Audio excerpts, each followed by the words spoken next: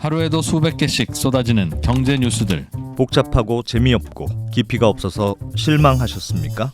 복잡한 건 쉽게, 쉬운 건 재밌게. 재미있는 건 깊게 전해드립니다. 뉴스는 이해다. 언더스탠딩. 유튜브에서 언더스탠딩을 검색하세요. 좋아요 안 누른 당신 부끄럽군요. 구독 누르세요. 기업의 속사정을 속 시원하게 풀어드립니다. 컴퍼니백 브리핑 지금 시작합니다. 네, 컴퍼니백 브리핑 시작하겠습니다. 네. 오후 5시란 얘기고 오늘의 또 여러분들의 공부가 시작되는 시간이기도 합니다. 네. 투자하시는 분들이 많이 들어오실 텐데 오늘 주가가 별로 안 좋아요. 맞아요. 새해 들어서 별로 주가가 좋지 않습니다. 나중에 다 만회하겠죠 라는 생각을 하지만 네. 또 뭐. 그러니까 또 속상하죠. 네, 그렇긴 한데 보통은 이럴 때는 뭐 장 끝난 거 어떡하겠어요. 공부나 하자. 내일은 뭐 오르겠지. 그리고 예. 투자라고 하는 게 이게 오래 하는 거지 않습니까? 네. 그러니까 이럴 때 그냥 편안하게 공부하는 이야기 하면서 좀 잊기도 하고 좋을 것 같아서 오늘은 전기차 배터리를 제조하는 과정에서 네. 쓰이는 장비들, 네. 뭐 부품들 네. 뒷얘기를 좀 들어보려고 합니다. 배터리만 해도 사실 자동차의 뒷부분인데 네. 그걸 또 열어서 더 어떻게 뒤에 있는 만들어지는지 친구들. 예. 야, 같이 공부해놓고 보면 나중에 도움이 많이 될 것 같아서 요즘 관심들이 높은 것 같더라고요. 네. 배터리 음. 우리가 업체들만 많이 알지. 그 뒤에 또 반도체처럼 장비, 부품 뭐 많이 있을 테니까 예. 그런 업체들 뭐 그건 어떻게 돼가고 있는지 공부해 보면 뭐 두고두고 도움이 될 것 같습니다. 네, 잠시 후에 D1렉의 이수환 기자님 오실 텐데요. 예. D1렉이 네. 전자 IT 부품 부품 전자 뭐 쪽 전문. 장비 예. 전문 전문 미디어입니다. 매체입니다. 업계에서 정말 유명한 매체고요. 설명 들어보시면 그 말이 맞구나 알게 되실 거예요. 예고해드린 대로 배터리 장비 공부 좀 해볼 거고요. 네. D1렉의 이수환 기자 소개하겠습니다. 어서 오세요. 안녕하십니까, 이수환입니다. 네. 안녕하세요. 배터리 전문 취재하십니까? 지금은 그렇고요. 네. 이제 우리 경제를 더받치고 있는 제조업 중에서도 반도체, 네. 디스플레이 하다가 지금은 배터리 하고 있습니다. 반도체 찍고 디스플레이 찍고 지금 배터리로. 네. 배터리. 아니 제가 이 디일렉의 편집국장님 잘 아는데 디일렉의 가장 유능한 기자를 보내주겠다. 그러다가 본인이 오겠다 그러길래 네. 더 유명한 기자 보내. 본인 오지 마라. 네. 배터리 장비라고 하면 어떤 게 있습니까? 정말 모르겠어요. 배터리는 그러니까 어떻게 생겼는지는 아는데. 알겠어요. 네. 배터리 장비. 기초부터 얘기해 주세요. 기초부터. 일단 뭐 반도체나 디스플레이는 익숙하시잖아요. 네. 근데 우리가 그 제품들 여기도 뭐 팁이 많지만 제품만 주로 보고 뒤에서 어떻게 만들어지는지는 일반인들이 알기가 좀 쉽지 않습니다. 네. 예. 장비가 어떻게 생겼냐고 말씀하면 그냥 사각형으로 생겼고요. 그 안에서 뭔가 복잡한 것들이 마구 움직이고 있는 상황이고. 가보면 그냥 박스처럼 생겼어요. 맞습니다. 그래서 저희 컨테이너처럼 생겼죠. 컨테이너 박스. 예. 그래서 저희가 뭐 반도체 공장 내부 영상 자료문들 많이 나오잖아요. 네. 많이 비슷하게 생겼어요. 특별히 다른 점은 없습니다. 네. 배터리 장비. 예. 그래도 안에는 뭐 하는 장비인지 뭐 이런 거는 좀 있을 텐데. 제가 개인적으로 반도체 디스플레이 장비들을 봐오다가 네. 배터리 장비를 봤을 때 굉장히 당황했습니다. 왜냐하면 생김새는 비슷하게 생겼는데 네. 네. 내부에서 벌어지고 있는 일들이 전혀 다른 것들이 벌어지고 있더라고요. 그래서 뭐 예를 들면 반도체 같은 경우는 웨이퍼가 위에서 올라와서 장비 안으로 들어가서 이런 일련의 것들이 많이 벌어지는데 네. 배터리 같은 경우에는 뭔가 이상하게 양갱같이 생긴 것들이 저 앞단에서 끌어오고 네. 이 안에서 뭔가 로봇팔 같은 것들이 착착 움직이고 네. 그 이후엔 또 안 보여요. 어허. 보이질 않습니다. 그래서 많이 당황했죠. 일단 제가 알고 있던 장비 세계랑은 많이 이제 좀 달랐습니다. 아하. 그렇군요. 그 안에서 배터리를 만드는 거죠? 만드는데 일단 배터리 안에 소재가 들어가지 않습니까? 소재. 예. 소재 우리가 뭐 흔히 말하는 양극재, 음극재. 근데 그 양극재랑 음극재가 바로 배터리 안에 들어가는 형태는 아니고요. 예. 어떻게 들어가게 되면 우리가 모든 배터리는 플러스 극이 있고 마이너스 극이 있죠. 네. 예. 그 플러스 극과 마이너스 극을 만들어 주는 것부터 시작을 하게 됩니다. 플러스 마이너스를 극 자체를 전지 만드는 거랑 똑같죠. 똑같죠. 예. 근데 우리가 이제 뭐 흔히 말하는 그냥 일반 배터리 보면 동그랗게 생겼잖아요. 흔히 네. 말하는 그냥 알칼라인 배터리 네, 같은 동그란 것들. 배터리. 그 예. 안에 보면은 당연히 이제 음극에 연결된 뭔가의 소재가 있을 거고 예. 양극에 연결된 뭔가의 소재가 있겠죠. 예. 그거를 만들어 주는 것부터 시작을 하는데 예. 사실은 그 앞 단위도 공정이 있어요. 이 소재를 섞어주고 이 발라주는 역할부터 이제 시작을 하게 됩니다. 그럼 뭐에 발라주냐? 예를 들면 양극 같은 경우에는 알루미늄, 네. 그 다음에 음극 같은 경우에는 구리, 동박이라고 하죠. 네. 그래서 알박, 동박 이 금속 판 위에다가 여러 가지 이제 배터리 재료들, 양극재, 음극재들을 발라주게 되는 거죠. 보통은 활물질이라고 얘기를 합니다. 발라준다고? 발라주는 게. 발라주는 거죠. 그 김밥 살 때 참기름 비슷합니다. 바르는 거 비슷해요? 저희가 김밥 비슷해요? 위에 그 일단 밥부터 펴잖아요. 네. 예. 그거 비슷하게 밥 펴는 것처럼? 밥 펴는 것처럼 바르죠. 양극재 음극재를 양극재 어, 음식들을 바른다. 정확하게는 양극재, 음극재와 각 도전재, 뭐 이제 바인더 등등 여러 가지들이 섞여 있는 그래서 우리 그냥 활물질이라고 부르고요. 네. 네. 그 활물질들을 양극과 음극에 발라주게 됩니다. 김밥은 손으로 바르는데 그렇죠. 그거는 기계가 발라요. 기계가 발라주는 거죠. 아하. 재밌네. 간단하기도 할 것 같고. 네. 간단하면서도 제가 네. 이제서야 조금 약간 좀 납득이 되는 부분인데 예. 배터리를 만드는 앞단의 공정은 거의 설비에 가깝습니다. 기계 덩어리예요. 그러니까 우리가 예를 들면 어디 뭐 제철소에 가면 큰 어떤 그 철판을 네. 철판이 이제 나와서 왔다 갔다 해주잖아요. 네. 비슷합니다. 큰 기계 장치가 있어요. 그러겠죠. 사람이면 네. 얼마 하겠어요? 네. 건물 2층 높이 정도 되는 이제 보통 우리 코터라고 부르는 장비가 있는데 네. 이 코팅하는 장비예요. 그 아까 말씀드린 장비가 그렇게 높이가 높아요? 네, 또 그 2층 정도 되고 그다음에 길이는 약 100m 정도 됩니다. 네. 그 장비에다가 이제 알루미늄 이제 양극이 되겠죠. 아까 네, 말씀드린 예, 예. 양극 위에 활물질을 발라주고 아하. 이쪽에서 시작해서 이쪽에서 끝납니다. 이거 와인드, 언와인드라고 해가지고 이게 라인 길이가 약 100m 정도 되고 네. 이것들을 이제 발라주면서 건조를 시켜줘야 돼요. 바로 쓸 수가 없습니다. 네. 왜냐하면 아까 말씀드린 활물질은 뭔가 어떤 뭐 전문 용어로는 슬러리라고 하는데 네. 그냥 뭔가 끈적끈적한 재료로 되어 있거든요. 예. 이걸 네. 말려줘야 됩니다. 아. 말려줘야 되는데 말려줘야 되는 길이가 약 한 50m 정도 되고요. 50m를 흘러가면서 말라요? 마릅니다. 말리는데 위에 예. 열풍을 쏴주나요? 열풍? 열풍도 쏴주고 네. 그러니까 뭐 전기난로 보면 앞에 코일처럼 이렇게 돼 있어요. 예, 예, 네. 예. 근데 이게 단순히 보면 그렇게 보이지만 앞에서부터 뒤에서까지 온도가 다 달라요. 그 구간마다. 예를 들면 일정하게 뭐 예를 들면 100도다 이렇게 돼 있지 않고요. 예. 예를 들면 이 구간은 뭐 100도, 이 구간은 200도 이런 식으로 돼 있습니다. 네. 그러면서 그 뒤에 뭐가 있냐면 우리 김밥 쌀 때도 돌돌 말하면 꽉꽉 눌러주잖아요. 예. 재료를 압착해주는 롤 프레스라는 장비가 또 존재합니다. 네. 그걸로 꽉 눌러줘요. 마지막에 아닙니다. 아직 중간입니다. 중간에? 예, 중간에. 중간에. 예. 예. 그리고 그 롤 프레스로 꽉 이제 말아준 다음에 네. 이거를 우리도 뭐 이제 섬유산업 보면 그 방직방적이라고 하잖아요. 예. 그것도 잘라서 쓰지 않습니까? 그렇죠. 요 재료를 큰 재료들을 재단을 해줍니다. 아, 그 큰 김밥을 싼 걸 네. 중간에 자르는 거군요. 네, 재단 그러니까. 그거를 이제 우리가 슬리팅에서 슬리터라고 하는데 네. 발라주고 눌러주고 잘라주는 겁니다. 아하. 여기까지가 전극 그러니까 양극과 음극을 만들어주는 하나의 공정이에요. 아. 그게 하나의 첫 번째 공정이라고. 뭐 물론 아까 이제 제가 좀 이제 넘겨서 말씀드린 부분이 있는데 네. 이 앞단에는 재료를 섞어주는 믹싱이라는 공정이 또 존재를 하게 됩니다. 바를 예. 걸 섞는 거고 바를 걸 섞는 거고. 네. 아.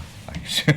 그래서 뭐 전체적으로 네. 요까지 말씀을 드리면 맨 앞에는 연료 투입단이라는 게 그러니까 원료 투입단이라는 게 존재하고요. 네. 원료도 한두 가지가 아니지 않습니까? 예. 그 원료를 저장하는 저장 탱크가 또 존재하고 이 재료들을 섞어주는 것도 존재하고요. 섞어줄 때 뭐 우리가 믹서기처럼 단시간에 할 수 있는 건 아니고요. 예. 최소 10시간 이상이 걸립니다. 아. 천천히 섞어주게 되고요. 아, 섞는 예. 것도. 네, 섞는 것도 예. 또 섞는 예. 방식도 제각각이고 다 기술이고 특허고 비밀 유지들이에요. 아하, 그리고 요것들이 이제 아까 제가 이제까지 말씀드렸던 전극 공정이라는 데 흘러들어가게 됩니다. 그리고 발라주고 눌러주고 잘라주고 여기까지가 앞단에 있는 공정 두 가지 믹싱과 전극 공정에 대한 얘기였죠. 그럼 그 뭐가 나와요? 그렇게 하면 그냥 뭐 그렇게 완성된 되면 게 나와요? 뭐가 나오냐면은 이제 아까 김밥을 우리가 그냥 마더롤 네. 엄마 롤이죠. 큰 거. 어디 뭐 저희 길에 지나다 보면 큰 트레일러에 강판 네, 말린 말린 것처럼 있잖아요. 예. 아, 그런 그게 식으로 마더롤이죠. 크게 나오는 거예요? 근데 그거를 롤 휴지도 마찬가지지 않습니까? 네. 처음부터 그 형태는 아니고 큰 롤 휴지를 잘라주는 자른 거죠. 거니까. 네네. 예. 그래서 마더롤을 자른 작은 재료를 우리가 릴이라고 부릅니다. 릴이 나오게 말려있다. 됩니다. 예. 네. 릴이 이제 쭈루룩 나오게 되겠죠. 예. 그리고 그 이후에는 이제부터 본격적인 배터리의 형태를 만들게 되는 공정에 이제 들어가게 됩니다. 여기서부터는 이제 크게 세 가지로 갈리게 돼요. 네. 뭐 배터리 하시면서 많이 들으셨겠지만 원통형, 각형 뭐 이런 거. 맞습니다. 그렇게 세 가지 형태로 나뉘게 되는데 그 세 가지 형태의 배터리에 따라서 제조 공정이나 또 제조 공정에 따른 장비, 레시피, 부품들이 다 다릅니다. 아 뒤에도 또 다 달라요? 다 다릅니다. 세 가지 형태의 배터리가 다 다르게 만들어요. 와. 거기에 맞는 장비들이 들어가게 되고 그 이후에는 후공정이 들어가게 됩니다. 반도체로 치면 뭐 패키징 같은 공정이겠죠. 후공정에 들어가게 되는데 네. 여기서부터는 이제 배터리를 이제 장을 고추장, 된장 담그듯이 네. 천천히 익혀주는 겁니다. 최적의 성능을 내서 충전도 시켜주고 방전도 시켜주고 열도 주고 해서 에이징이라는 예. 과정을 거치게 되는데 이 과정이 가장 오랜 시간이 걸려요. 약 보름 정도의 시간이 걸린다고 그럼 보시면 돼요. 처음 재료부터 배터리 제품까지는 얼마나 걸리는 겁니까? 약 20일에서 뭐 형태에 따라서는 좀 다를 수 있겠습니다. 20일에서 약 25일 정도 걸린다고 보시면 됩니다. 만드는 방법은 김밥인 것 같은데 네. 생각보다 시간은 많이 걸리네요. 네, 시간은 많이 걸리죠. 반도체가 웨이퍼부터 시작해서 이 디램 나오는 데까지 네. 40일부터 한 2달 사이 그 정도 걸린다고 들었어요. 네, 그 정도 걸립니다. 네. 그러니까 1년에 삼성전자에서 라인 하나에서 한 6번 돌리면 끝인 거예요. 그거를 7번이나 8번 돌리면 진짜 막 빨리 나오는 거고. 이런 거고. 그렇기 때문에 뭘 좀 해보려고 하면 네. 네. 재료나 공정이나 이런 거 좀 바꿔보려고 하면 우리 뭐 간단하게 하루에 한 번씩 돌리는 거면 내일은 그거 한번 해볼까 할 수 있는데 이거는 1년에 한 6번 돌리면 끝이니까 끼어들 틈이 없는 거죠. 그게 어려워서 밤새서 몰래 하고 뭐 이런 네, 얘기를 네, 듣긴 네. 했습니다. 그 정도 걸리는군요. 예. 아, 알겠어요. 그러면 그런 장비들도 따로 만드는 업체들이 따로 있고 그 동네도 경쟁도 치열하고 뭐 어디 잘 나가는 업체들도 있고 그렇겠네요. 굉장히 다양한 업체들이 존재를 하고요. 예.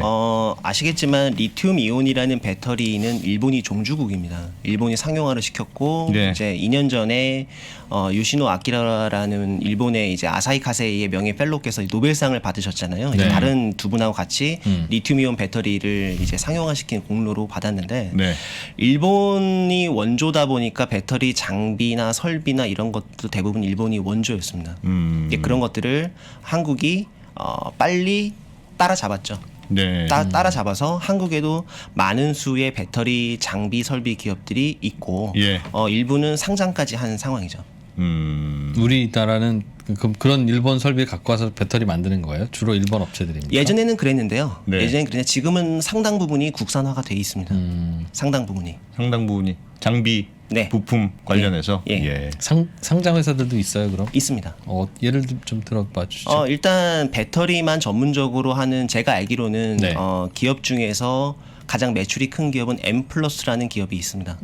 그리고 뭐 작년에 상장했던 하나기술도 있고 나인테크, PNT. 뭐 물론 PNT는 디스플레이 장비를 하다가 배터리로 넘어온 케이스긴 합니다만. 다른 네. 장비들.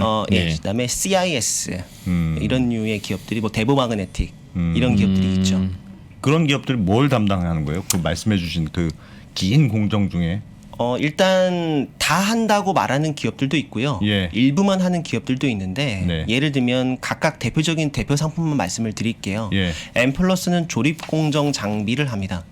조립 공정. 그러니까 예. 아까 배터리 형태를 만드는 조립 공정 장비인데 예. 크게 네 가지가 존재합니다. 어떤 노칭, 스태킹, 탭 웰딩, 패키징 뭐 이런 류의 공정이 존재하거든요. 네, 어려운데, 이런 어려워. 류의 어떤 조립 공정을 하는 전문적으로 하는 회사고요. 그 다음에 작년에 원익그룹이 이제 인수했던 원익 P&E, 그러니까 P&E 솔루션을 이제 인수했는데 P&E 네. 솔루션은 아까 이제 패키징으로 비유했던 후공정 장비를 전문적으로 하는 회사고요.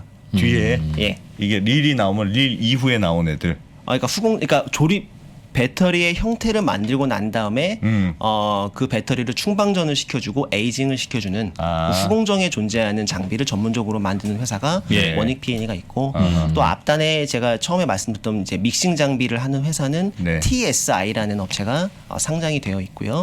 그다음에 이쪽 후방 산업에서 좀 덩치가 큰 있는 기업인데 이제 SFA라는 기업이 있습니다. 네. SFA도 배터리 조립 공정용 장비를 일부 만들고 있고요. 네. 이거 외에도 뭐 분리막용 장비도 만들긴 하는데 하여튼 대표 상품은 배터리용 이제 물류와 여러 가지 조립 공정 장비들을 하고 알겠습니다. 그다음에 하나기술이라는 기업도 좀 비슷하게 조립 공정 장비를 하고 있고요. 이쪽 장비 업계는 분위기 좋겠어요. 그러니까 계속 배터리 회사들은 증설하고 있고 생산량 늘리고 있을 거고 네. 늘려야 될 거고 장비 사다 계속 넣어야 될 거고 고민이 없을 것 같은데. 고민이 상당히 많습니다. 상당히 그래요? 많습니다. 상당히 많다고요? 예, 상당히 많습니다. 왜요? 왜 그러냐면 일단 증설을 많이 하니까 그만큼 많은 장비가 필요한 건 사실이죠. 예. 네. 사실인데 일단 경쟁이 매우 치열해요. 그러니까 원가 수익성 답보가 좀 쉽지 않습니다. 아무나 만들 수 있나 봐요.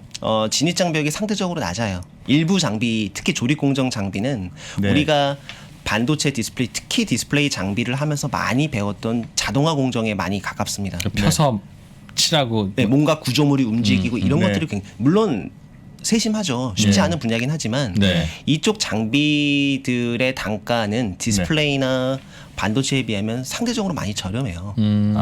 많이 저렴해요. 그러니까 예를 들면 저희 반도체 얘기할 때 꼭 ASML이 얘기가 나오는데 네, 네. EUV 장비 한 대가 장비값만 2천억에 달하는데 그렇죠. 이건 배터리 장비는 아무리 비싸도 가장 비싼 장비 대당 한 200억 정도 합니다. 뭐 물론 더 뭐 CS 기간이나 여러 가지를 네, 고려해야 예. 되겠지만 예. 그래서 마진이 굉장히 밖에서 수익성 확보가 쉽지 않다는 문제가 좀 있고요. 장비들은. 네, 그리고 믹싱과 전극 공정에 들어가는 장비는 제가 기계에 가깝다고 말씀을 드렸을 거예요. 네. 여기는 수익성 좋습니다. 수익성은 좋아요. 왜요? 수익성 좋아요. 좋은데 문제가 있어요. 이런 진입 장벽이 굉장히 높고 진입 장벽이 굉장히 높고 뭔가 자동화 장비라기보다는 설비에 더 가깝습니다. 그래서 이 안에 모터가 돌아가고 고유 진동수를 잡고 철판 예. 깎고 용접하고 이어 붙이고 뭐 갈고 이런 것들이 굉장히 많이 들어가요. 그래서 할 수 있는 플레이어가 극히 제한적입니다. 극히 제한적입니다. 그리고 마지막에 이제 후공정. 후공정 같은 경우에는 그냥 쉽게 얘기하면 전원 공급 장치예요. 전원 공급 장치인데 예. 여기도 단가가 굉장히 쌉니다. 일반적인 포메이션 장비 한 대당 약 한 3천만 원에서 한 5천만 원 사이. 물론 특성을 평가하는 장비도 따로 존재하는데 사이클러라는 장비도 존재하는데 네. 그 장비는 가격이 좀 나가는 편이긴 하지만 물론 여기는 이제 대수가 엄청나게 많죠. 최소 뭐 수십 대부터 수백 대까지 한꺼번에 나가긴 하지만 예. 장비 대당 단가는 그렇게 높은 편은 아닙니다. 그래서 그래서 지금 현재 상황은 마냥 좋을 것처럼 보이지만 네. 장비 업계에 간 어떤 그 허들도 있고 네. 가격 경쟁도 치열하고 아하. 인력을 구하는데 좀 막 상당한 좀 어려움을 많이 겪고 있고 예. 그리고 해외 장비사들과의 일부 경쟁도 존재하고 그리고 또 어떤 의미로는 좀 그 국내 배터리 3사 외에 해외 배터리 업체들도 완성차 업체들 포함해서 국내 장비사들한테 많이 접촉을 하고 있는데 아직까지는 디스플레이는 우리가 이제 뭐라 그럴까요? 약 한 10년 동안 굉장히 코스닥 상장을 하고 난 다음에 굉장히 해피했죠. 굉장히 많이 해피했습니다. 같이 예, 따라가면서 중국이 뭐, 예. 따라오고 있었지만 아직 멀었고 네. 일본은 이미 주도권으로 이렇게 뺏겼으니까 예. 해피했는데 배터리는 그런 상황이 아닙니다. 중국이 이미 한국을 일정 부분 추월했거나 많이 따라잡았기 때문에 네. 이 기업들이 힘을 길러서 어떤 매출 3천억까지 도달하고 난 다음에 어떤 힘을 길러서 다른 어떤 그 R&D 역량을 늘리든지 캐파를 예. 늘리든지 할 수 있는 기간이 너무 짧았어요. 그래서 여물기 전에 극한의 어떤 경쟁 환경에 몰려 있는 상황이다. 배터리 장비 업체들은 네. 그런 아니 그럼 상황입니다. 배터리 장비 업체가 국내에 지금 열심히 증설을 하고 있잖아요. 네. LG도 그렇고 SK도 그렇고 뭐 삼성도 하고 열심히 하죠. 증설을 하는데 지금 그럼 거기에 들어가는 장비나 뭐 설비나 부품 이런 것들은 주로 국내 업체에서 대부분 조달이 됩니까? 아니면 현재 상황은 어때요? 이론적으로는 네. 100% 국산화가 가능합니다. 이론적으로는. 뭐 우리나라에도 우리나라 그 업체들도 있으니까 있고요. 후방 예, 예, 산업이 예. 있으니까 있습니다. 예. 네. 있습니다. 그러나 배터리를 그 어느 기업의 어느 국적의 어느 장비 메이커를 쓸 건지는 배터리 셀 회사의 마음이죠. 그렇겠죠. 근데 최근에는 완성차 업체들이 지정까지 해줍니다. 예. 예컨대 테슬라 같은 경우는 아예 찍어요. 예를 들면 전국 공정 아까 말씀드렸는데 네. 그 장비는 이 업체 걸 무조건 써라. 아 그렇게. 아예 지정.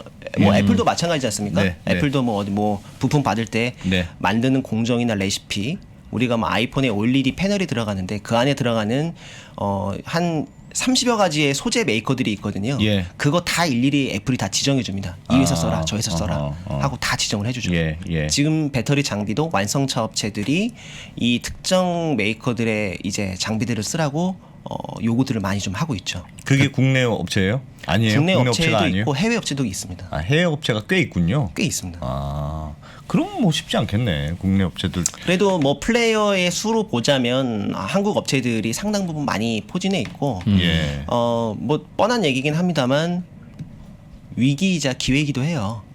이 시점이 왜냐하면 과거에 우리 후방 산업에 있는 기업들이 어떤 성장을 답보하면서 예. 덩치를 키울 수 있었던 원동력은 한국의 LG나 삼성, SK 같은 대기업들이 그 회사 장비를 써줬기 때문에 예. 가능했던 예. 일이었잖아요. 예. 배터리는 국내 배터리 3사 LG 에너지 솔루션, SK 뭐 온, 그다음에 네. 삼성 SDI에 목을 맬 필요가 없습니다. 목을 맬 필요가 없어요. 중국에 팔면 되니까. 아니요. 그럼. 유럽이 있지 않습니까? 유럽이요? 유럽에 예를 들면 폭스바겐도 직접 배터리를 만들겠다고 한 거고 유럽의 노스볼트를 포함해서 아. 정말 많은 수의 배터리 업체들이 아. 속속 등장하고 있고 네. 심지어는 베트남도 있습니다. 베트남도 실제로 장비 발주를 한 2천억 정도 했고요. 네. 그 베트남이 무슨 배터리를 만드는데 베트남의 삼성이라고 하고 있는 빈 그룹이 있지 않습니까? 네. 거기에 자회사의 빈 패스트라는 완성차 법인이 있습니다. 예. 거기서 직접 배터리를 만들겠다고 나선 지가 한 약 2년 정도 됐는데 아. 작년에 드디어 이제 발주를 했죠. 근데 다 한국 업체입니다. 다 한국이? 장비를? 왜요? 장비가? 왜 한국 업체가 경쟁력이 있어요? 경쟁력이 있습니다. 또 한편으로는 뭐 약간 이제 뭐 이쪽 업계에서 흔히들 말씀하시는 건데 미국이나 유럽은 노동 조건이 굉장히 까다로워요. 네. 그러니까 뭐 약간 좀 꼰대 같은 얘기일 수도 있는데 한국 기업들로 선정해 놓으면 네. 알아서 줄 세워서 알아서 밤새서 알아서 일 잘합니다. 와서 설치해주고. 네. 네. 아. 네. 그러니까 본인들 입장에서는 한국 업체를 선호하지 않을 수가 없는 거죠. 근데 그게 무조건 베스트 퀄리티의 배터리를 만드는 보장은 없지만 네. 일정 부분 이제 어느 정도 어떤 평준화되어 있는 배터리를 만드는데 굉장한 도움이 되죠. 만들기 쉽나 봐요 배터리가. 어렵습니다.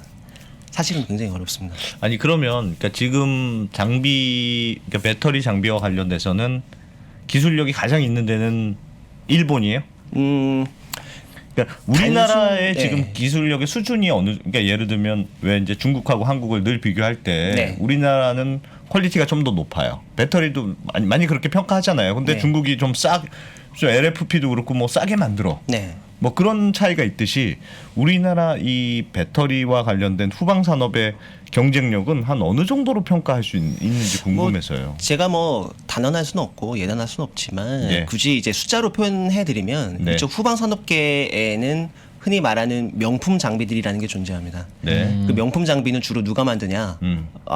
재미있게도 일본 쪽보다는 유럽이 많아요. 스위스, 유럽이? 예. 오스트리아, 독일. 아하. 그쪽 기업들이 장비값도 엄청 비쌉니다. 배터리 장비. 네, 배터리 장비들이 배터리뿐만이 아니라 그냥 뭐 예를 들면 로보틱스, 스마트 네. 팩토리 네. 이런 물류 장비들도 굉장히 이쪽 유럽 기업들이 잘 만들어요. 예. 성능도 좋아요, 심지어. 단점은 비싸다. 비싸고 좋다. 비싸고 만들 수 있는 장비의 수가 한정돼 있다. 네. 일본은 그 정도 수준까지만 약간 떨어지긴 하지만 이쪽은 뭐 일단 뭐 방망이 깎는 노인 네. 만드느라고 이제 보통 일본 기업들의 그런 성향들이 좀 있는데 공격적인 투자를 좀 늦죠 상대적으로 네, 네. 늦고 좀 안정적인 길을 좀 선택하는 경향이 있고 또 일본의 파나소닉이나 아마 도시바나 아니면 이제 프라임 플랜닛 에너지라고 그래가지고 이제 합작사가 있죠 도요타 파나소닉의 배터리 합작사 예. 거기 말고 뭐 GS 유아사 우리가 잘 모르는 배터리 업체가 이게 있기 때문에 네. 거기에만 보통 이제 집중해서 장비들을 대고 있죠. 우리는 그거에 비하면 기술력은 괜찮은데 상대적으로 가격이 좀 싸다. 가격이 뭐 상대적으로 약간 가격이 쌀 수는 있고요. 네. 그래서 이제 최근에 뭐 중국 같은 경우에는 중국 내수 시장만 제가 알기로는 이제 뭐 중국 내부의 통계긴 한데 올해 중국 그 배터리 장비 시장 규모가 약 15조 원 정도 됩니다. 15조 원. 예. 그러니까 CATL, BYD, 뭐 고시언, S볼트, 파라시스, 완샹 등등등 이런 중국에 있는 배터리 업체들이 자국 배터리 장비를 많이 가져다 써요. 네. 그래서 중국 배터리 장비 업체들은 실력이나 이런 것들을 떠나서 자국 내의 배터리 업체들의 장비 대기도 바빠요. 그래서 유럽에서 이제 뭐 노스볼트, 뭐 머로우, 프로에이르, 브리티시볼트, 뭐 사프트 여러 가지 이제 각 국가별로 대표성을 띠는 배터리 업체들이 등장하고 있는데 장비가 없잖아요. 한국으로 몰려오는 거죠. 아. 한국으로 와서 팔아달라. 우리 거 설치해달라. 이런 요구들이 작년 이맘때부터 굉장히 많은 요구들이 있습니다. 아, 그런 면에서 기회다. 기회죠. 그런 기회가 면에서는 있다. 기회죠. 아, 전 세계적으로 자동차 회사들도 배터리 만든다고 하고 뭐 그럼요. 곳곳에서 배터리 만든다고 하니까 장비 업체들은 지금이 되게 큰 장이 섰다. 큰 장이 섰는데 그 정도 해외 예를 들면 미국이든 뭐 캐나다든 뭐 심지어 지금 최근에 이제 멕시코 얘기도 있고 예. 혹은 이제 뭐 유럽의 뭐 북유럽 이제 노스볼트 같은 경우에는 스웨덴에 있지 않습니까? 그다음에 이제 사프트 프랑스 최대 에너지 기업인 토탈의 자회사죠. 토탈이 이 매출이 약 200조 원 넘는 기업인데 여기 에너지 기업 중에서는 1등도 예. 아닙니다. 뭐 엑슨모빌이나 뭐 이제 얼마 전에 상장했던 아람코 이런 기업들은요 네. 매출이 뭐 로얄 더치 쉘, BP 매출 뭐 300조, 400조, 500조 뭐 이런 기업들이거든요. 만약에 그런 기업들이 맘먹고 달겨들어서 배터리 만들겠다 그러면 말 그대로 대란이 벌어질 수도 있어요. 여튼 그 외국에 있는 지역들에 나가서 장비도 설치해주고 인력도 필요하고 밥도 먹여야 되고 뭐 다 돈이잖아요. 네. 그걸 감당하기에는 아직까지는 기업 규모가 크지 않아요. 매출 약 500억 언더거나 예. 높아봐도 매출 2천억이 아직 안 되는 기업들이 꽤 많습니다. 그러니까 어떤 자금 흐름이나 전체적인 어떤 그 뭐라 그럴까요? 확실성 면에서 조금 떨어지는 부분이 존재하는 건 사실이죠. 밖에 장비 만들러 주로 나가기도 어렵다. 네. 그러니까 무턱대고 나갔다가 만약에 무슨 일이 사고가 터져서 제대로 장비값을 못 받는 경우, 예를 들면 헝다 같은 경우가 그런 경우가 실제로 발생을 했거든요. 예. 사실은 헝다 전에도 여러 번 많이 있었어요. 지금의 중국 배터리 기업들은 예를 들면 상위 10개 기업들, 탑 10 기업들은요. CATL하고 BYD만 빼고 나머지 8개 기업들은 싹 물갈이 됐습니다. 과거 3년 전, 4년 전에 중국의 배터리 탑 10 기업들 보면 CATL, BYD 빼고 나머지 기업들은 다 망했어요. 네. 그럼 그 기업들 배터리 공장 만들겠다고 장비 한국에서 왔다가 샀거든요. 네. 사서 발주내서 장비 설치하러 갔더니 회사가 없어. 공장이 없어요. 허업을 파는 거예요. 네. 그래서 무슨 그래서 결국 그 회사는 지방 정부 돈 받아가지고 배터리 공장을 지은 건데 네. 망했죠.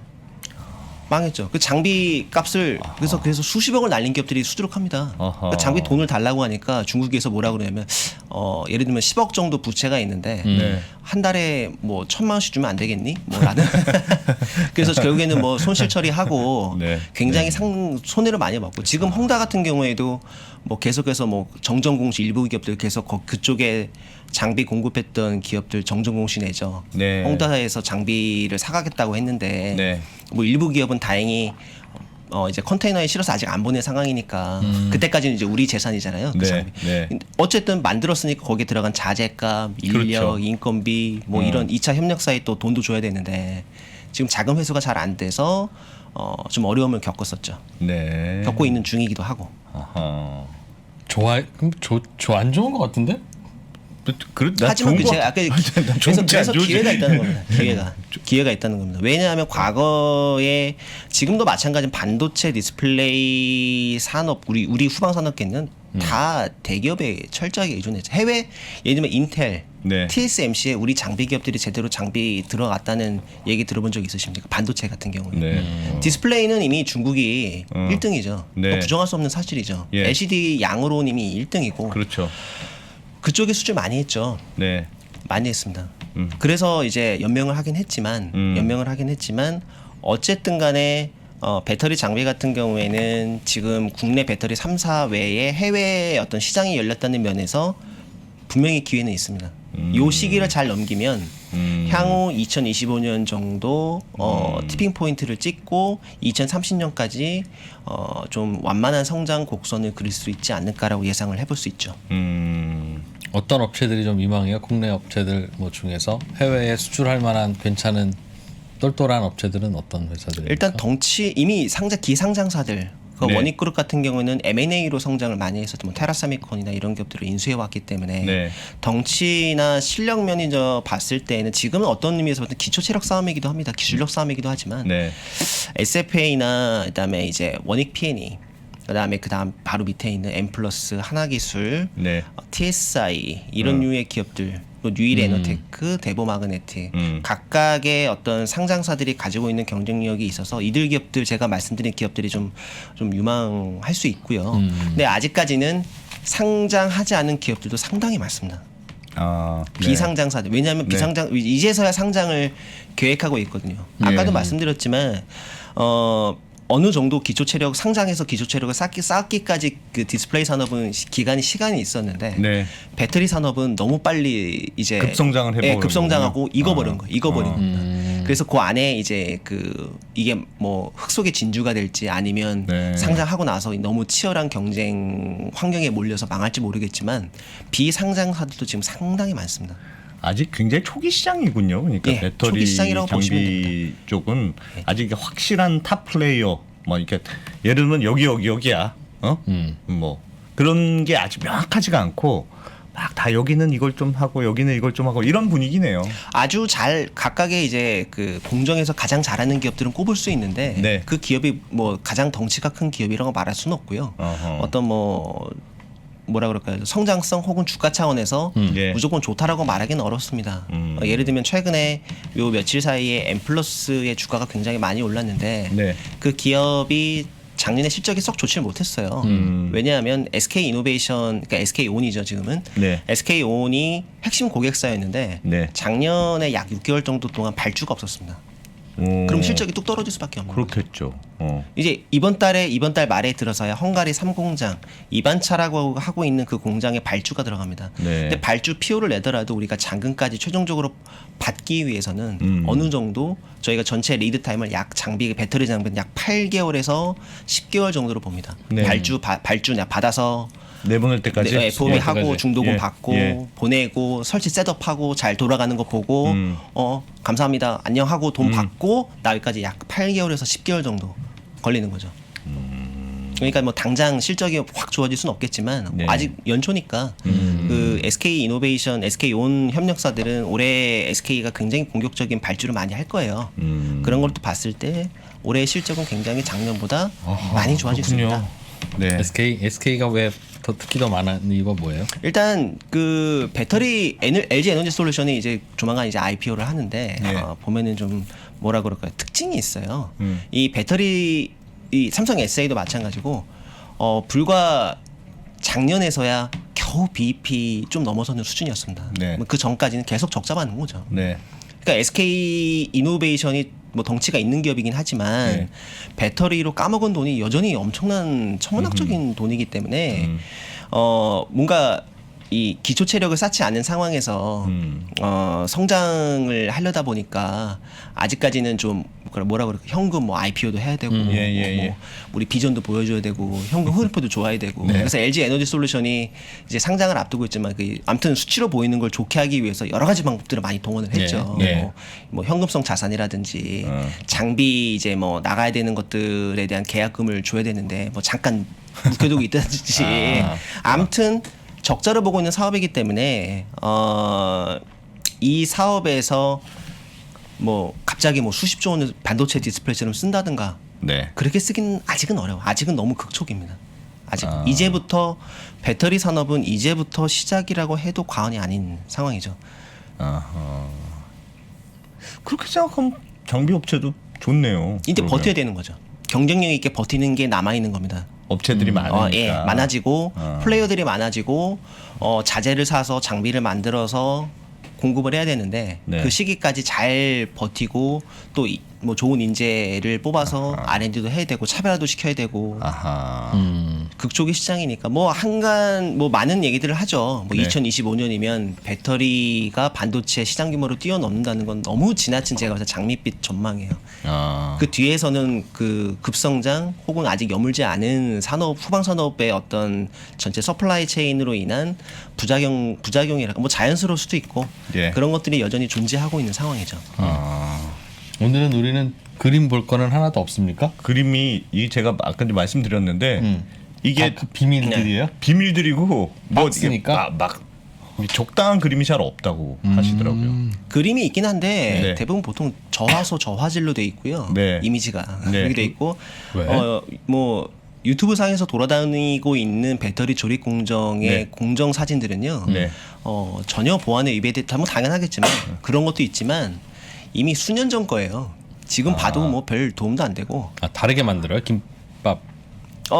다릅니다. 안에 있는 소재 모양도 다르고 제가 이제 뭐 여러 기업들의 이제 그 배터리 공장에 가서 예. 배터리 만드는 것만 봐도 그것만 봐서 뭐 하는 만드는지는 전혀 알 수가 없어요. 아. 혹시 이제 두 분 뭐 반도체나 디스플레이 공장 견학해 보셨는지 모르겠지만 예. 가끔 이제 VIP들이 가서 투명 창에서 이제 보죠. 보잖아요. 뭐 로봇팔이 막 움직이고 이렇게 하잖아요. 그것만 봐서는 아무것도 알 수가 없어요. 그냥 뭔가 막 분주하게 막 돌아가는 것 같은데 네, 네. 그것만 봐서는 알 수가 없고 근데 그 영상도 극히 제한적이지 않습니까? 네. 기업 기밀이기도 하고 어떨 때 보면 블러 처리도 돼 있죠. 이름도 블러, 소속도 블러, 코드도 다 이렇게 모자이크 처리를 한다든가 아하. 극히 짧은 영상만 나와서 영상이 유튜브에 돌아다니긴 하는데 뭐 대부분 컨셉 영상들이고 아하. 특별하게 아주 그냥 뭐 잘 최신 영상이 나와 있지는 않은 상황입니다. 아 그렇군요. 이게 참 애매하네요. 원래 이렇게 초기 시장 이렇게 사람들이 여기저기서 설비 많이 늘리는 곳은 당연히 장비 업체들이 먼저 돈을 벌 것 같은데 네. 네. 장비 깔아야 그 다음에 뭐 나올 거 아니겠어요? 그렇죠. 장비뿐만이 아니고 이제 제가 설비도 있는데 이 설비 시장이 제가 개인적으로 봤을 때는 굉장히 유망해요. 오히려 장비보다는 설비 쪽이. 설비라는 게 따로 있었어요? 뭐 설비는 반도체 디스플레이도 다 설비라는 게 존재하죠. 예를 들면 밖에서 보셨을 때 그냥 덩그러니 뭐 반도체 디스플레이 공장만 있지 않아요. 옆에 여러 가지 부속동들이 존재합니다. 네. 그 부속동들이 뭐냐면 뭐 이제 예를 들면 마스크를 만들어서 이쪽에 이제 메인 이제 실제로 칩을 만들기 위한 메인 이제 마더 팹으로 들어가기 위한 네. 준비 단계인 공장도 존재하고 옆에 유틸리티동. 여기서 유틸리티는 뭐냐? 재료 소재를 준비하는 단계. 그리고 네. 반도체 공장이 눈에 잘 보이진 않지만 지하에도 그런 시설이 존재합니다. 네. 그래서 엘리베이터로 위로 올려보내죠. 예. 그 배터리도 비슷합니다. 어. 여러 가지 이제 설비들이 주변에 존재하죠. 예를 들면 뭐 케미컬 같은 류들, 화학약품들을 준비하기 위해서 섞어내고, 섞어. 그거 다 밖에서 대기하고 있죠. 아. 근데 이런 류의 설비들이 반도체나 디스플레이에 비해서 매우 뒤떨어져 있어요. 뒤떨어져 있어요? 뒤떨어져 있습니다. 발전 수준이 굉장히 낮아요. 왜 발전 수준이 낮냐면 네. 아까도 말씀드렸지만 리튬이온 배터리라는 거는 일본이 종주국이잖아요. 예. 일본이 당시에 배터리를 만들 때는요. 예. 굉장히 일종의 뭐라 그럴까요? 뭐 극단적으로는 간해수 공업에 가까웠어요. 음. 뭐 그렇게 만들어도 돼요. 양이 적었으니까. 비싸게 양이 적게 만들고 아직은 초기 시장이니까 비싸게 팔고. 네. 예전에 소니에서 배터리 사 보신 분들 아실 거예요. 뭐 캠코더에 달린 배터리들. 네. 금 배터리였습니다. 배터리 요만한 거 하나에 정품으로 뭐 30만 원, 40만 원 이렇게. 지금 생각하면 어이가 없는 거죠. 네. 네. 그렇게 만들어도 팔릴 정도로 정도니까 양이 그렇게 많지 않았거든요. 그래서 공장의 기본적인 기초 설계, 예. 그러니까 공장의 어떤 레이아웃 이런 것들이 굉장히 소량 생산에 맞춰서 설계가 됐는데 우리가 그걸 그대로 이제 배우다 보니까 거기서 단순히 양만 늘린 거예요. 아하. 단순 양만 늘린 거. 여기서 획기적인 어떤 뼈대를 바꾸기보다는 여기서 계속해서 이제 살만 붙이는 형태가 네. 되다 보니까 이제 문제가 급기야 터지기 시작하는 거죠. 네. 이제는 이제 뭐 설비 단계에서부터 우리는 이제 뭐 삼성이나 SK 하이닉스 같은 경우에는 반도체 공장부터 본인들이 직접 설계하잖아요. 야 이제 네, 예. 배울 때는 아니 미국에서 그러니까요. 배웠잖아. 이렇게 딱 보면은 이 구도만 대충 봐도 뭐 이게 어떤 방향으로 어떤 식으로 꺾어서 가느냐만 가지고도 네. 뭐 이게 중요한 기술이라든 그러던데. 반도체 같은 경우에는요. 아까 이제 이브루님께서 말씀해 주셨지만 웨이퍼가 투입돼서 나오기까지 약 한 달 한 달 보름 정도의 시간이 네. 걸리죠. 네. 그 도중에 만약에 전기 셧다운되면 그 안에 들어있던 웨이퍼 다 폐기해야 되고. 그렇죠. 네, 단 10분 만에 500억의 손실이 실제로 삼성전자 그래서 네. 발생을 했었던 경우였는데 배터리 같은 경우에도 좀 비슷해요. 중간에 버리는 재료도 양도 어마어마하고요. 배터리 만들다가 100% 양품으로 나오는 건 아니지 않습니까? 공정이 아직 이렇게 깔끔하지가 않아서. 그런 것도 있고 그 다음에 이제 반도체 같은 경우에 그 안에서 웨이퍼를 효율적으로 장비와 장비 사이에서 웨이퍼가 이동해야 되잖아요. 예. 그 장비와 장비 사이의 웨이퍼를 효율적으로 이동시키는 노하우 자체가 기술입니다. 그렇겠죠. 예를 들면 남들은 한 달 걸려서 만들 반도체를 나는 한 달이 아니라 뭐 예를 들면 뭐 25일 그렇게 하면 그럴수록 이득이잖아요. 그렇죠. 뭐에서 갈려요 그게? 일종의 그러니까 뭐 흔히 얘기하는 워크플로우, 그러니까 이제 흐름 전체 프로세스에서 갈리게 됩니다. 근데 웨이퍼를 이동시키는 게 어려워요 그렇게? 어렵죠. 웨이퍼 한 번 왜 그러냐면 웨이퍼가 들어갔다가 나오면 그 장비는 유휴 기간이 생기잖아요. 예. 그러면 또 닦아줘야 돼요. 그 안에 자동으로 닦고 가스 비워주고 다시 이제 안에 케미컬 가스 넣어주고 또 웨이퍼 들어갈 준비하고 또 장비가 이쪽 장비에서 만약에 극단적으로 이 앞단에 있는 장비에서 저 끝에 있는 공정으로 가야 돼요. 그럼 웨이퍼가 또 이동해야 되잖아요. 네, 거기까지. 네, 근데 네. 바로 갈 수 있지 다이렉트로 갈 수가 없어요. 그렇죠. 위에서 이제 OHT라고 해서 기계가 또 내려와가지고 뭐 이제 다 닿는데 바로 갈 수 있는 것도 아니고 중간에 또 공정에 걸려 있는 웨이퍼 이제 푹들이 또 걸려 있고 그 프로세스를 이번 공정에서 우리가 뭐 예를 들면 뭐 에칭 뭐 식각 공정을 했다. 네. 그 옆에 다른 공정으로 가는데 바로 가장 효율적으로 장비 배치를 해서 웨이퍼를 이동시킬 수 있게 하고 장비가 뭐 예를 들면 식각 공정이 한 번만 있지 않아요. 예. 두 번, 세 번, 네 번 네. 이렇게 여러 번 존재하기 때문에 노광 공정도 마찬가지고 리소그래피 공정도 한 번 하는 게 아닙니다. 여러 번 합니다. 그것도 웨이퍼를 한 장을 수십 번씩 왔다 갔다 하면서 그걸 만약에 그림으로 그린다면 새까맣겠죠. 이동의 흐름이. 그렇겠네요. 그것만 최적화시켜줘도 그게 바로 또 기술이기도 하고요. 아니 그럼 설비 장비 이쪽은 아직까지 예를 들면 반도체나 디스플레이에 비해서 역사도 좀 짧았고 말씀하셨던 대로 가내수공업으로 네, 한 땀 한 땀 만드는 만들었다. 상황이었어요, 그러면 초기에는. 이쪽은 굉장히 앞으로 이제 발전할 수 있는 그게 많을 수도 있겠네요. 배터리에 4대 핵심 소재가 있습니다. 네. 그중에 뭐 양극재, 네. 음극재. 양극재는 뭐 에코프로빔 유명하죠. 뭐 음극재는 포스코 케미칼 국내에서 하고 있고, 그다음에 분리막 SKI 테크놀로지, 예. 전해질 뭐 첨보, 뭐 솔브레인 이런 기업들이 엔캠도 뭐 이런 기업들이 존재하는데 그 중에 이제 전해질. 네. 그러니까 전해질이 지금은 전해액이라고 부르잖아요. 네. 이제 전해질이 액체로 돼 있지 않습니까? 예. 전해질을 배터리 공장에 현재 어떻게 집어넣고 있냐면 네. 우리 호부집에 가보면 네. 생맥주 나오지 않습니까? 이렇게 쭉 누르는 거. 예, 이렇게. 생맥주. 그 예. 생맥주 어떻게 그 배송하는지 혹시 보신 적 있으세요? 가끔 낮에 지나가다 보면 맥주 배송 트럭 와가지고 요런 드럼통에 드럼통, 가져오잖아요. 예, 예. 하얀 LPG 가스 같은 거. 그렇지, 네, 그렇지. 그렇게 통에 가져. 예, 그거를 예. 이제 캐니스터라고 부르는데 네. 지금 배터리 전해질을 그런 식으로 이동시키고 있어요. 그러니까 예를 들면 큰 탑차, 윙 탑차가 와가지고 징 열리죠. 그럼 안에 이제 그런 캔 통이 가득 쌓여 있는 거예요. 그거를 팔레트로 내려가지고 예. 공장에 집어넣어야 되는데 다 사람이 합니다. 사람이 일일이 사람이 이제 그 전해질 주입구에 가서 극단적으로 이제 뭐 꼽고 그렇게 다 이걸 뭐 다 밑에까지 이제 싹 다 뭐 1리터도 안 남기고 그냥 싹 예. 하면 좋겠지만 사람이 하는 일이다 보니까 네네네 좀 좀 남을 수도 있죠. 그렇죠. 우리 맥주 마시다가도 좀 찌꺼기. 이만큼 남을 수 있잖아요. 그거 다 버리고 다시 또 세척해서 다시 그 전해질 공장으로 다시 보내야 되고 그리고 사람이 뭐 실수할 수도 있죠. 예, 24시간 예. 돌아가는데 뭐 새벽에 잠 들게 가지고 아하. 전해질 흘릴 수도 있잖아요. 네. 그런 문제가 발생하는데 어허. 이런 것들을 이제 국내 배터리 업체들에서 너무 힘들다. 아하. 양은 점점 캐파는 예전엔 됐는데 예. 양은 캐파는 늘어났는데 언제까지 이거 해가지고 꽂아가지고 뭐 못하잖아요. 아직도 그 가내수공업적 요소들이 많이 있는 거네. 많이 곳곳에 있죠. 그런 것들이 있는 거네요. 예, 이런 것들을 이제 어떤 반도체나 디스플레이처럼 자동화, 그러니까 뭐 예를 들면 25만 리터짜리 탱크로리가 딱 들어와서 딱 들어오면 딱 꽂아주면 그냥 중간에 알아서 그냥 쫄쫄 나오고 쭉 하고 중간에 이제 그 자동화된 펌프나 설비들이 있어서 네. 그거를 배터리 공장까지 안정적으로 이제 파이프라인을 통해서 그때마다 근데 이것도 처음부터 계획을 안 해놓으면요 나중에 반영이 안 돼요. 처음에 배터리 공장을 지을 때부터 기초부터 완전히 뜯어 고쳐야 되는 부분들이거든요. 네. 그럼 뭐 예를 들면 지금 배터리 공장의 규모가 크게 2층 규모로 돼 있습니다. 예. 2층 규모로 되어 있는데 맨 처음에 재료를 투입할 때 2층으로 투입해요. 자유낙하로 위에서 투입해요? 위에서 투입해서 아래로 떨어지게. 네. 근데 배터리 뭐 예를 들면 CNT도 넣고 네. 뭐 이게 첨가제도 넣고 이거 넣으면 뭐 좋아지더라 저건 뭐 막 넣는 거예요.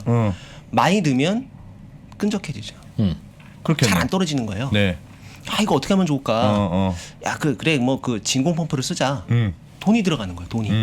돈이 들어가고 만약에 진공 펌프가 중간에 막히면 원료 투입 단계에서부터 문제가 발생하니까 대형 사고로 번질 수 있고. 그렇죠. 그래서 야 그 공장 높이를 3층으로 할까? 더 중력의 힘을 이용해서 할까? 아니면 진공 펌프를 쓸까? 고민 중이고요. 여전히 고민 중이고. 여전히 아직도 이렇게 해볼까 저렇게 해볼까 각 사별로 그렇게 해보고 있는 중이에요. 아직은 이제 좌충우돌이 있는데 뭐 여기서 말씀드리긴 조금 민감할 수도 있는데 네. 이제 지금 이제 올해 이제 2022년이니까 4년 전쯤에 네. 모 국내 대형 배터리 회사에서 대형 사고가 났어요. 예. 믹싱 공정에 이제 믹싱이라는 건 뭘 섞어주는 거지 않습니까? 네. 네, 처음에 이거 섞어가지고 발라야 된다면서요. 네. 아침에 뭐 이제 아침 식사 못 하실 때 가끔 이제 집에서 이제 과일 주스 갈아줄 때 네. 아니면 밖에서 과일 주스 먹을 때 과일만 넣지 않잖아요. 잘 갈리라고 물 넣어주죠. 혹은 네. 물 넣잖아요. 네. 배터리 소재도 똑같아요. 거기 안에 잘 섞이라고 용매제를 넣어줍니다. 용매라는 건 뭔가를 녹이는 거잖아요. 네. 잘 섞이게. 예. 그게 버튼 조작을 잘못했다는 한 번 잘못으로 넘친 거예요. 아하. 공장 밖으로. 철철 넘친 거예요. 그래서 뭔가 경보가 울려서 가보니까 세상에 공장 전체가 다 녹았어. 다 녹아버렸어요. 바닥에 우레탄이 다 녹아가지고 둥둥 떠다니고 다니는 거예요. 와. 그거 어떡합니까? 뭐 완전 대형 사고였죠. 처리하는데 엄청난 시간이 걸리고 시간과 비용이 걸렸고 네. 그래서 그 이후로는 그 믹싱 공정의 바닥은요 네. 다 금속판으로 합니다. 넘쳐도 안 녹으니까. 안 녹게. 안 녹게. 근데 금속판으로 하니까 네. 이게 또 문제가 있는 거예요. 뭐가 문제 있어요? 큰 금속판을 만들 수 공장 면적이 엄청나게 큰데 그런 큰 금속판을 만들 수가 없잖아요. 네. 배도 만들 때 뭐 정종 회장이 그러지 뭐 배 다 철판 이어붙이는 거 아닙니까? 네, 예. 그럼 철판 이어붙여야 될 거 아니에요. 근데 이어붙이는 끝이 아니에요. 그라인더로 갈고 용접하고 갈고 닦아주고 여기에서 이제 설비 업체들의 애로사항이 발생을 하죠. 이른바 굉장한 노동 집약적 어떤 기능적 그 흔히 말하는 좀 육체 노동이 많이 필요하기 때문에 지금도 삼성이 평택에 반도체 공장 짓고 있지만 네. 가장 많은 인력들이 투입되는 게 이제 배관 설치할 때 네. 특수 용접 들어가지 않습니까? 아르곤 용접 그러면 네. 기어 들어가야 돼요. 이분들 굉장히 고생해서 아하. 반도체 설비 하시는 분들입니다. 네. 와. 설비 회사는 어떤 회사 있어요?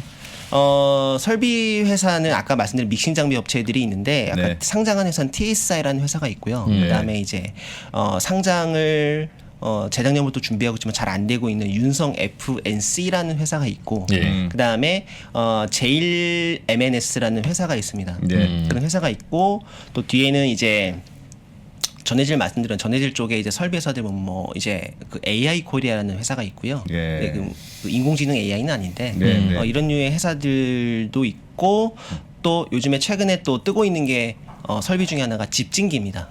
집진기가 뭐예요? 집진기라는 거는 뭐 뭔가를 포집해 주는 거죠. 필터죠, 필터. 필터. 예. 이제 뭐 반도체나 디스플레이만큼은 아니지만 배터리 공장도 상당한 어떤 청결도를 유지해 줘야 되는데 이제는 네. 그런 예전에는 것들. 공장은 되게 더러웠다고 하더라고요. 저는 예. 뭐 직접 보지는 못했는데 그때 네. 당시는 그 안에 있는 여러 가지 어떤 더티 에어들이나 이런 것들을 포집해 주는 집진기. 그리고 이 집진기가 배터리 산업에서는 아주 주요한 설비 산업이 될 겁니다. 왜요? 왜냐하면 배터리 재료가 비싸잖아요. 예. 비싸잖아요. 네. 배터리 만들 때요. 배터리 재료들이 떨어져 나가요. 띠끌들이 떨어져 나갑니다. 뭐죠? 예를 들면 어떤 것들이죠? 양극재 같은 거죠. 음극재. 예. 양극재, 음극재 어떻게 해서든지 배터리 회사들이 에너지 밀도를 양극재, 뭐 하이니켈 양극재, 에코프로비엠 뭐 이런 얘기 하는데 그 얘기인즉슨 양극재를 적게 쓰겠다는 얘기예요. 그렇죠. 적게 써서 에너지 밀도를 높이겠다는 얘기인데 비싸잖아요. 전해질도 굉장히 비쌉니다. 특히 작년에 전해질에 원래 6보라 인산 리튬이라는 이제 원료가 있는데 가격이 뭐 300% 500% 폭등하고 네. 갑자기 뭐 원료 공급은 제한되어 있는데 너도 나도 배터리 만들겠다고 하니까 네. 이런 재료들을 포집을 하게 됩니다. 포집을 해줍니다. 양극재만 모아가지고 다시 써. 싹 모아가지고 다시 재활용하는 거죠. 아. 요런 거를 하기 위해서는 집진 업체들이 이제 들어가게 되는 거죠. 집진 업체 중에서는 뭐 듀크린이라는 업체도 있고요. 예. 그다음에 뭐 우양이라는 업체도 있고요. 예. 그래서 이런 업체들도 상당히 이제 그 좀 주목해서 봐야 되는데 여기서도 당연히 이제 강자들이 존재하죠. 앞단의 믹싱 공정은 그 값비싼 재료들이 많이 들어가니까 예. 여기는 이미 일본 집진 업체들이 꽉 잡고 있어요. 뭐 아마노라는 일본 회사가 꽉 잡고 있죠. 그런 것들도 이제 국내 업체들이 조금씩 이제 기술력을 키워서 대체해 조금씩 하고 나가야 있고. 되는데 이런 것들은 이미 반도체 디스플레이도 있어요. 반도체 디스플레이에 있는 필터들 대부분 수입산입니다. 수입산입니다. 웨이퍼를 담는 용기 푸비 있거든요. 네. 거기도 필터가 들어갑니다.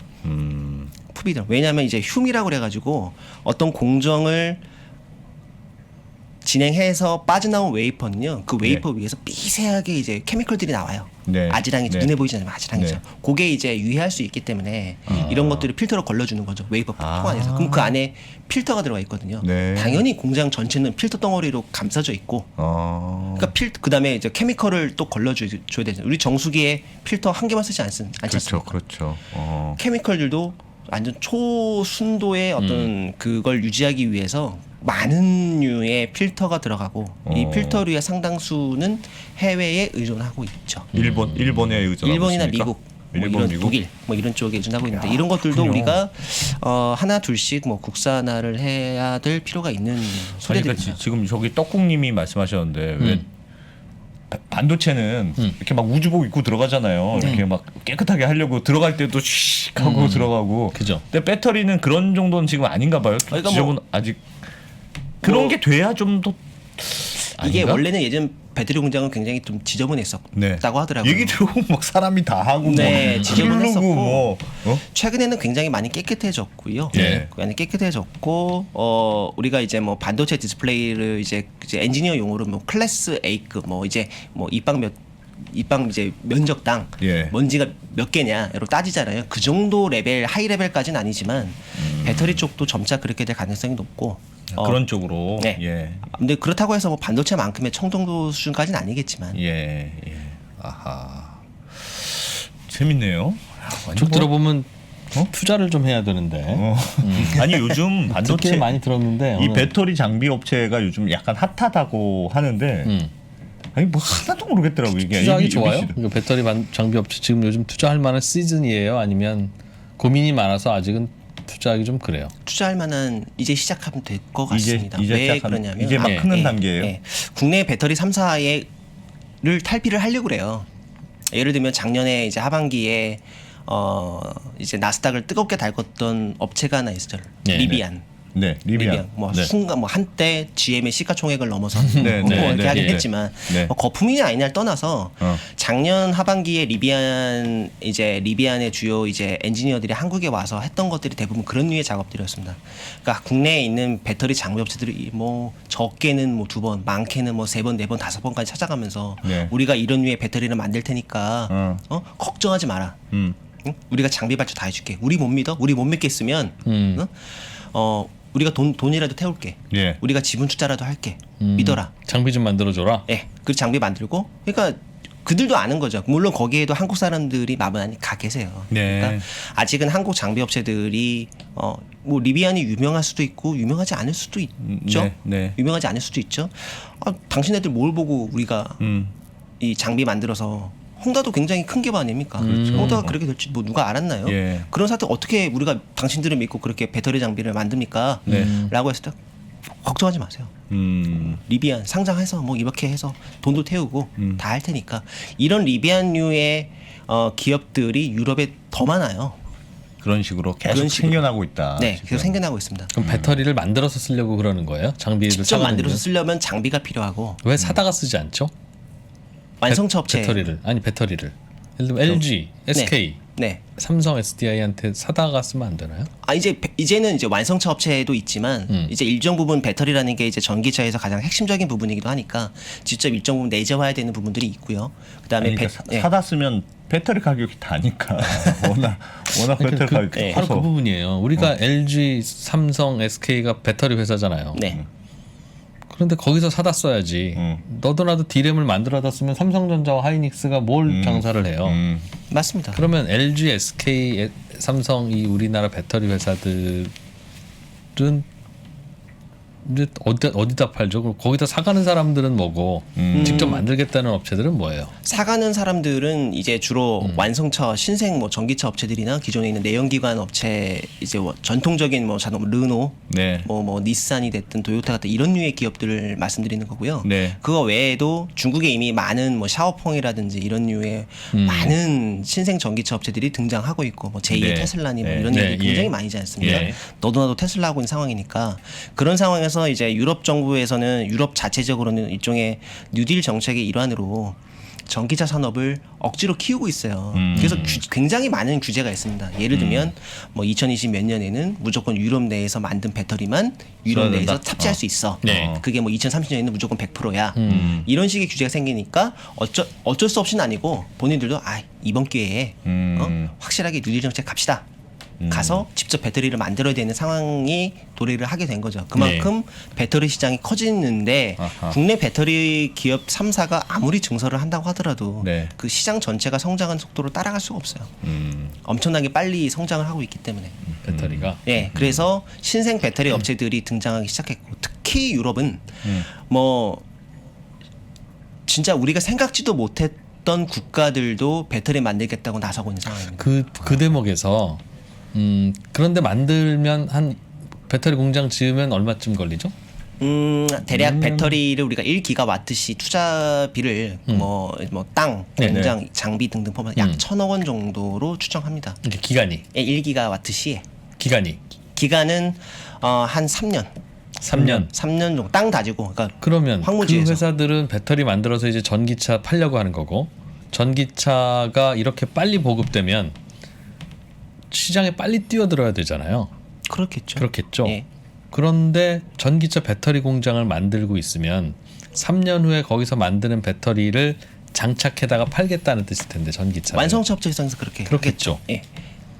그러면 그게 된다는 말은 삼성, SK, LG가 앞으로는 삼성차, SK차, LG차가 있지 않는 한 다들 각자 만들어서 쓰려고 할 테고 배터리가 전부니까 그게 이해도 되고 그런데 지금까지는 삼성, SK, LG의 전망을 우리가 투자를 하고 미래를 보는 이유는 그 친구도 그렇게 만들어서 안 될 거야. 이 배터리가 얼마나 어려운 건데 안 돼. 우리가 만들어 주지 않으면 걔네는 안 돼. 시간이 얼마나 많이 걸리는데 우리도 이거 하느라고 10년 넘게 걸렸어. 그 10년의 격차가 줄어들 것 같아? 라고 하는 것 때문에 그래 배터리 전기차 시대에는 배터리가 투자 넘버원이다였는데 지금 돌아가는 분위기 보면 그냥 만들어다 쓴다는 뜻이고 그게 가능하다면 삼성, SK, LG의 배터리 사업을 우리가 뭘 믿고 투자를 해야 되는 거냐? 하는 물론 고민이 전체 시장이 드는데요. 커지는 게 큰 게 있고요. 네. 예. 적절한 예인지는 모르겠는데 작년 이맘때쯤에 제가 리튬 인산철 배터리 LFP 배터리 얘기했다가 네. 욕 많이 먹었습니다. 어디 뭐 중국이 네. 만드는 배터리가 우리한테 상대가 되느냐. 방금 이프로님께서 말씀하신 그 부분 있지 않습니까? 예. 뭐 이거 아무나 하는 거 아니야. 유럽 애들이 과거에도 했다가 망했어. 네. 이거 뭐 쉽게 할 것 같니? 마찬가지. 그때 당시에 리튬 인산철 배터리 그거 중국이나 하는 거고 우린 프리미엄으로 간다. 3원계 배터리 합시다. 하다가 작년에 상황이 어떻게 됐습니까? 다 하잖아요. 네. 인산철 배터리 만들잖아요. 예. 예를 들면 이제 아이폰 같은 경우가 대표적인 케이스인데 아이폰 메이드 인 차이나지 않습니까? 네. 네. 메이드 인 차이나죠. 근데 우리가 세트 제품을 구입할 때 아이폰이 중국에서 만들었다고 안 사는 거 아니잖아요. 네. 전기차도 마찬가지입니다. 음.